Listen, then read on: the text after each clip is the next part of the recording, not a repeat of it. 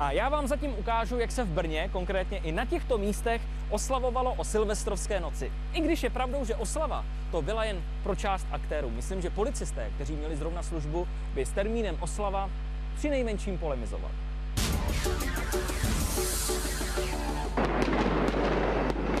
Na brněnském náměstí Svobody právě odbyla půlnoc. A zatímco si všichni přejí do nového roku, hlídce policie, jako již tradičně, začíná nejhorších pár hodin služby. Tak proč napadá? Držím ty moje holka. Do soukromých sporů téhle dvojice se mladík asi raději neměl plést. Dívka už nejspíš zapomněla, že ji její přítel před chvílí vláčel po chodníku. A její zachránce teď stěží vysvětluje, proč se do toho pletl. Tak se hádáme. Tak si hádáme. Co? Když Boris drží papu, volal médium před sebou. To tak nestresuju. Tenhle spor končí jen domluvou, ale je sympatické, že se někdo snažil pomoci.